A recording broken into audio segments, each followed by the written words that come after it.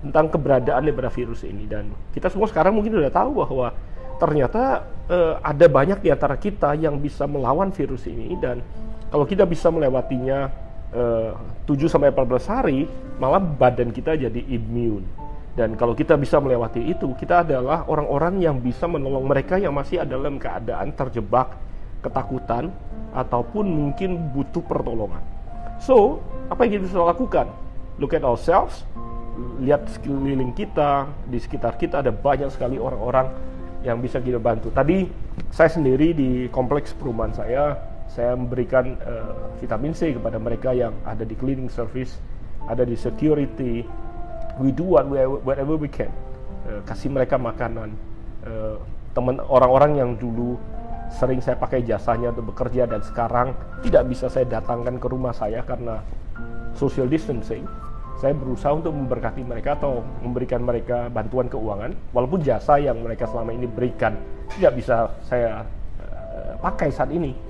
Mereka yang selama ini mungkin datang memberikan pijatan buat saudara, membersihkan rumah saudara, mengerjakan kebun saudara, atau apa saja yang selama ini jasa yang mereka berikan yang tidak bisa mereka berikan, dan akibatnya mereka tidak punya penghasilan. Ini saatnya saudara bisa memikirkan tentang mereka kalau saudara mampu, apalagi kalau saudara mampu. So I think dia banyak sekali hal yang sudah bisa lakukan. Be creative. Nah, pertanyaan keempat nih, boleh dong di-share beberapa mungkin ayat-ayat firman Tuhan ya yang ada di Bible yang mungkin aku yakin nih bisa banget menguatkan kita, atau bahkan bisa kita capture, kita taruh menjadi bagian di handphone kita. Jadi saat kekhawatiran dan ketakutan itu datang, kita bisa baca berita dan segala macam, ini bisa menjadi ibaratnya charger dari iman kita. Setiap kita baca, setiap kita lihat, ini bisa menguatkan kita, karena aku percaya bahwa iman yang kuat itu adalah timbul dari pendengaran dan juga pendengaran akan firman Tuhan. Yang keempat, minta firman, ayat. Oke, beberapa ayat favorit saya. Ibrani 6, 19-20. Pengharapan itu adalah sauh yang kuat dan aman bagi jiwa kita, yang telah dilabuhkan sampai ke belakang tabir, di mana Yesus telah masuk sebagai perintis bagi kita, ketika ia menurut peraturan Melkisedek menjadi imam besar sampai selama-lamanya. Pengharapan itu seperti sauh jangkar yang kuat dan aman, dan dia kuat dan aman kalau kita labuhkan, kita tempatkan pengharapan kita di dalam Tuhan, di balik tabir. Pertanyaannya, kita taruh pengharapan kita di mana? Kalau di uang, nggak kuat. Di orang, nggak kuat. Di harta, apalagi.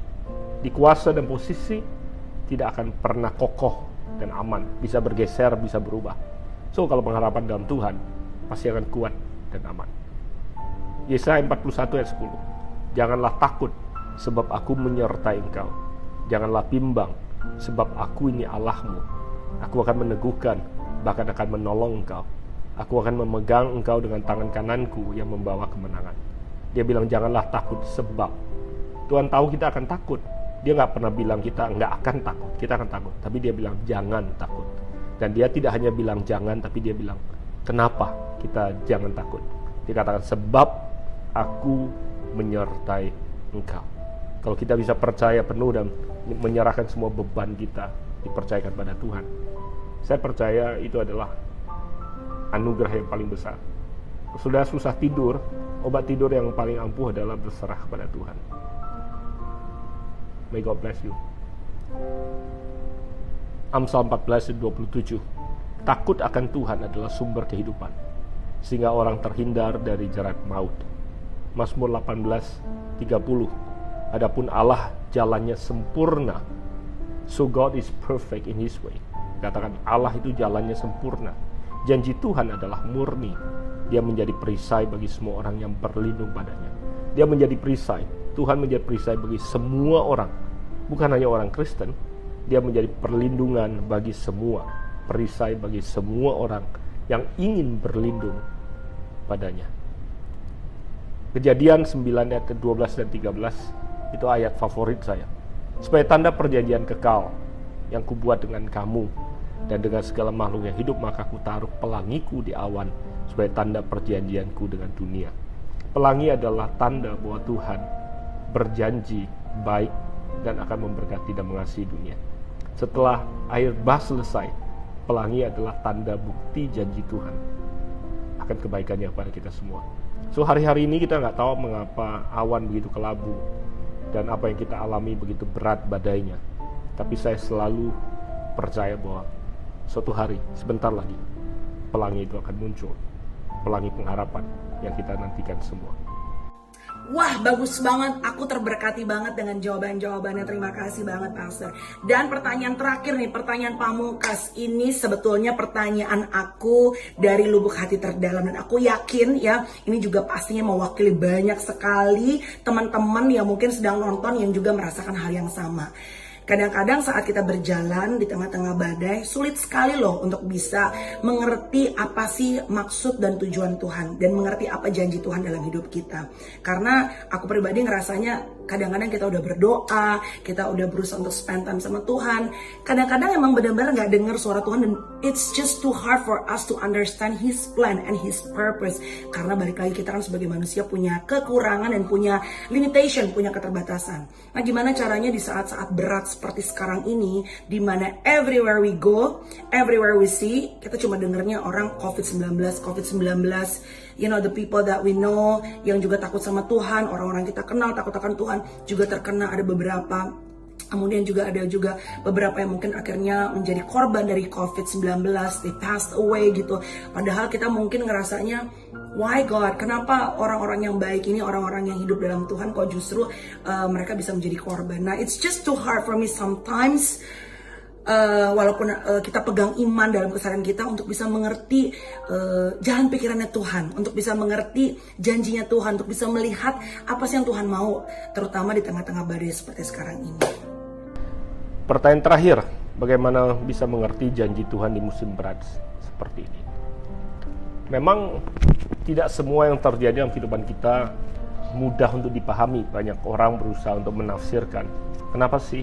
Mengapa sih Tuhan izinkan ini terjadi? Pada saat beberapa hari yang lalu, saya dengar ada beberapa pendeta yang saya kenal yang gugur dalam perjuangan mereka melawan penyakit ini. Dan mereka meninggalkan keluarga mereka, meninggalkan gereja yang digembalakan. Kita waktu mendengarnya juga sedih sekali. Dan tentunya lumrah untuk kita datang dalam pemikiran, kok bisa? Kenapa sih? Kenapa sih Tuhan diam saja? Kenapa Tuhan izinkan hal ini terjadi? Dan perjalanan iman saya belajar memang tidak semua yang kita hadapi selalu kita temukan jawabannya di saat dimana kita membutuhkan jawaban tersebut. Saya belajar untuk mempercayakan segala sesuatu dan mempercayai Tuhan atas apapun yang terjadi. Sebuah kisah yang saya diingatkan oleh istri saya yang dicatat di Injil, sebenarnya cerita tentang sebuah pengalaman murid-muridnya naik sebuah kapal pada waktu itu di tengah-tengah malam mereka sedang menghadapi badai yang sangat besar, dan pada waktu mereka temukan bahwa Yesus sedang tertidur santai di dalam kapal, mereka agak sedikit kesel sebenarnya. Sepertinya mereka komplain, kok bisa sih lu tidur kira-kira seperti ini, kenapa sih lu nggak bantu, nggak nolong kita? Yang mereka lupa adalah bahwa Yesus ada di kapal mereka. Yesus tidak meninggalkan mereka sendirian menghadapi badai. Jadi buat kita semua, walaupun kita sedang ada di badai yang sangat berat dan besar, saya tahu mudah untuk mata kita lihat ke badai dibandingkan melihat Yesus yang ada di kapal kita. Namun saya harap dengan apa yang saya bagikan sih bisa menolong kita, menyadarkan kepada kita semua bahwa Tuhan itu tidak diam, Tuhan itu tidak tidur. Sebenarnya walaupun di Alkitab menulisnya dia sepertinya tidur, dia tahu apa yang terjadi.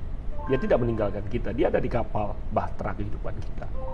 Dan itu sebabnya saya berharap setiap kita bisa bertahan dalam iman percaya kita pada Tuhan, berserah penuh, percaya penuh kepada Tuhan, bersandar kepada Dia dan tidak pada pengertian kita sendiri, dan kemudian mulai melibatkan Dia dalam semua keputusan kehidupan kita. Datang kepada Dia, jangan lari daripadanya. Ini saatnya untuk kita datang kepada Dia. Dan saya percaya pada saatnya nanti tiba, kita akan bisa melihat pelangi kasih-Nya, dan kita akan bisa memahami dan mengerti kebaikan-Nya bagi kita semua.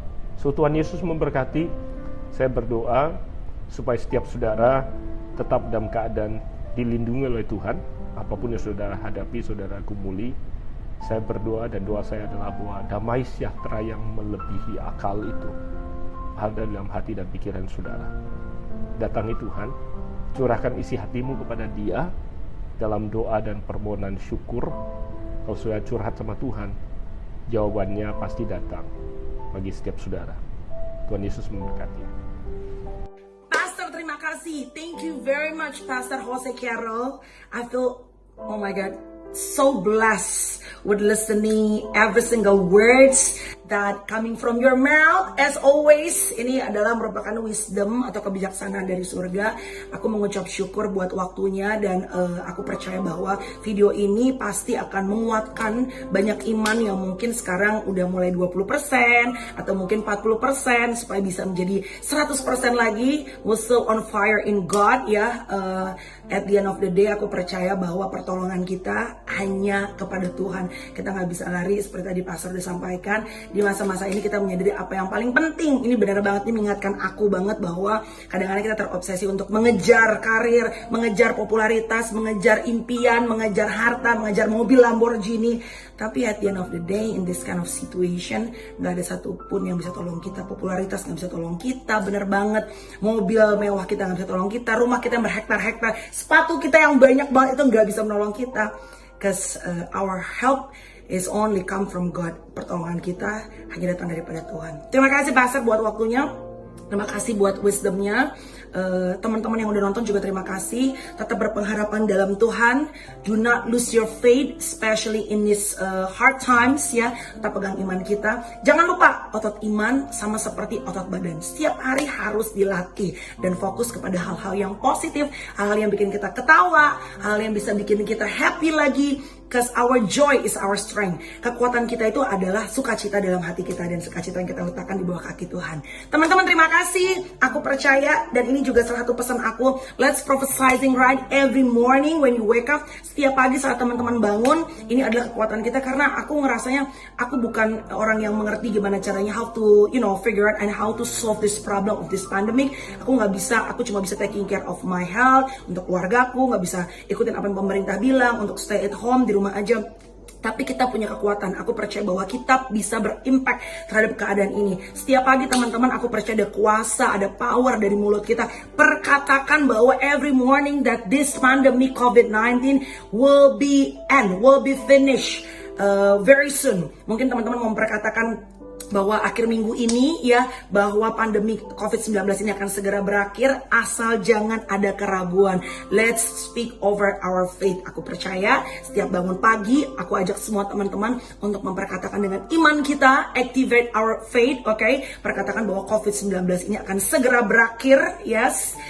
Akhir minggu ini ya, supaya minggu depan kita boleh kembali lagi bekerja, cari nafkah. Teman-teman yang menjadi victim dari COVID-19 boleh kembali lagi beraktivitas, boleh sehat, boleh dipulihkan oleh Tuhan. Bahkan tes dalam hidup mereka bisa menjadi testimoni atas kebesaran Tuhan yang begitu luar biasa. Dan yang paling penting lagi juga adalah everything can be back to normal. Kita bisa ketemu tanpa perasaan paranoid satu dengan yang lainnya. Kita bisa cipika-cipiki, and I believe it's gonna happen very soon in the name of our great God. Thank you very much for watching. Keep our faith, and I'll see you on my next video. God bless you. Don't forget, keep your joy. Hati yang bersukacita adalah obat yang paling mujarab. Bye guys.